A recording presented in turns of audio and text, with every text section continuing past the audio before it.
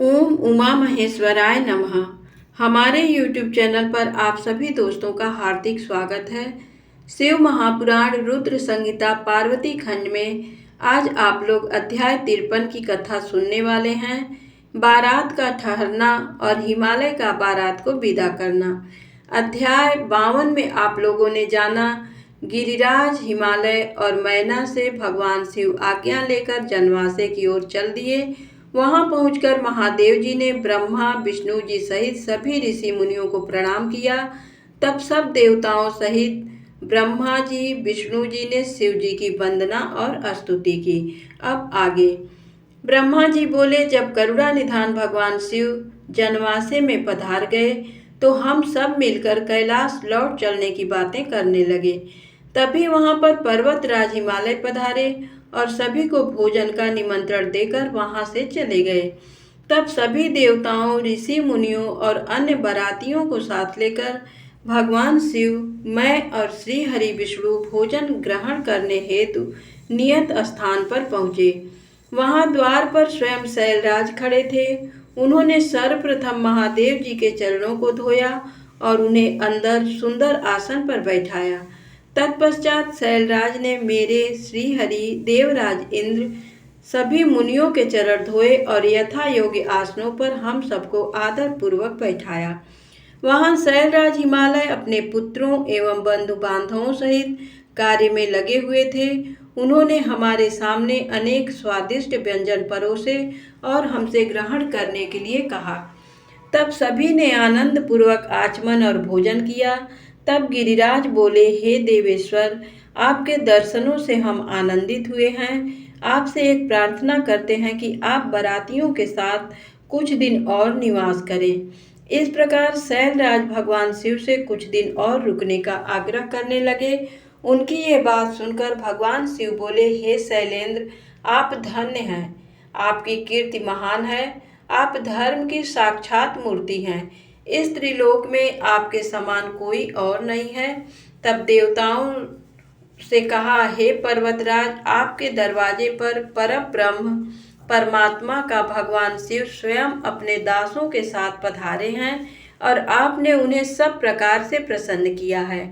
पूजकर तब शैलराज हिमालय ने दोनों हाथ जोड़कर भगवान शिव से प्रार्थना करके कहा कि भगवान, मुझ पर कृपा करके आप कुछ दिन और यहाँ रुककर मेरा आतिथ्य ग्रहण करें।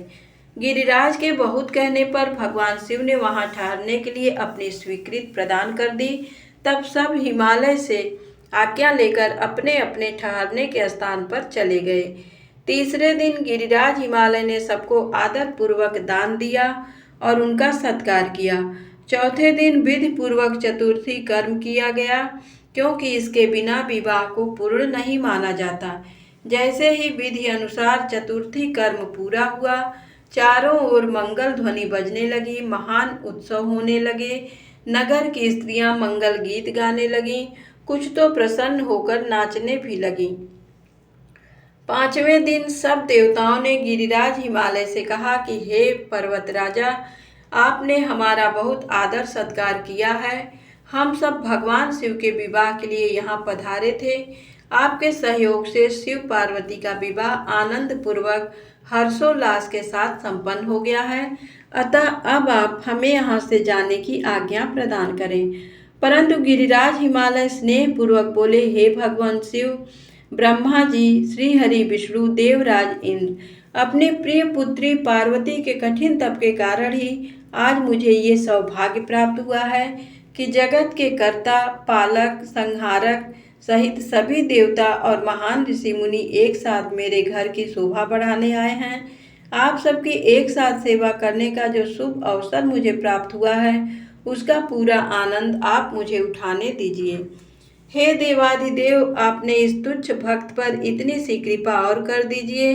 इस प्रकार पर्वतों के राजा हिमालय ने अनेकानेक तरीके से सब देवताओं सहित शिव जी की बहुत अनुनय विनय की और इस प्रकार उन्हें हठ पूर्वक कुछ दिन और रोक लिया। हिमालय ने सबका बहुत सेवा सत्कार किया। उन्होंने सभी का विशेष ख्याल रखा। सभी की आवश्यकताओं का पूरा ध्यान रखा जाता। शैलराज ने देवताओं के लिए हर संभव सुविधा उपलब्ध कराई। इस प्रकार खूब आदर सत्कार करके सबका मन जीत लिया। जब बहुत दिन बीत गए तब देवताओं ने शैलराज हिमालय के पास सप्तऋषियों को भेजा ताकि वे देवी मैना और उनके पति पर्वतराज हिमालय को बारात विदा करने के लिए तैयार करें। तब वे सप्तऋषि प्रसन्न हृदय से शैलराज हिमालय के पास पहुँचे और उनके भाग्य की सराहना करने लगे कि आपके अहोभाग्य हैं जो स्वयं भगवान शिव आपके दामाद बने। पर्वतराज, आपने अपनी पुत्री पार्वती को शास्त्रों एवं वेदों के अनुसार भगवान शिव की पत्नी बनाकर उन्हें सौंप दिया है। कन्यादान तभी पूर्ण माना जाता है जब कन्या को बारात के साथ विदा कर दिया जाता है। इसलिए आप भी सहर्ष देवी पार्वती को भगवान शिव के साथ सादर विदा कर दीजिए, तभी कन्यादान की रस्म पूरी होगी। तब मैना और उनके पति गिरिराज हिमालय बारात को विदा करने के लिए राजी हो गए।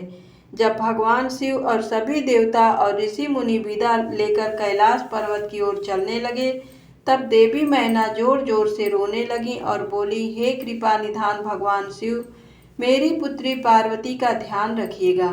मेरी पुत्री आपकी परम भक्त है। सोते जागते वह सिर्फ आपके चरणों का ही ध्यान करती है। आप सदा उसके हृदय में विराजमान रहते हैं। आपके गुणगान करते वह नहीं थकती और आपकी निंदा कतई सुन नहीं सकती। यदि मेरी बच्ची से जाने अनजाने में कोई अपराध हो जाए तो उसे क्षमा कर दीजिएगा। आप तो भक्त वत्सल हैं, करुणा निधान है। मेरी पुत्री पर अपनी कृपा दृष्टि बनाए रखिएगा। ऐसा कहकर मैना ने अपनी पुत्री भगवान शिव को सौंप दी।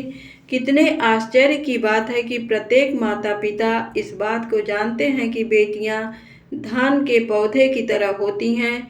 वे जहाँ जन्मती हैं वहाँ वृद्धि को प्राप्त नहीं होती, फिर भी उसकी विदाई के समय वे दुखी होते हैं। अनजाने ही अपनी आंखों से आंसुओं की झड़ी कैसे लग जाती है। अपनी प्रिय पुत्री पार्वती के वियोग को सोचते ही वे मूर्छित होकर जमीन पर गिर पड़ी। तब उनके मुंह पर जल की बूंदें डालकर उन्हें होश में लाया गया। तब सदाशिव ने देवी मैना को अनेकों प्रकार से समझाया ताकि वे अपना दुख भूल जाएं। फिर कुछ समय के लिए मैना और पार्वती को अकेला छोड़कर भगवान शिव सब देवताओं व अपने गणों के साथ हिमालय से आज्ञा लेकर चल दिए। हिमालय नगरी के एक सुंदर बगीचे में बैठकर वे सब प्रसन्नता पूर्वक भगवान शिव की प्राण वल्लभा पत्नी देवी पार्वती के आगमन की बाट संजोए उनकी प्रतीक्षा करने लगे। वे शिवगण प्रसन्नता पूर्वक प्रभु महादेव जी की जय जयकार कर रहे थे।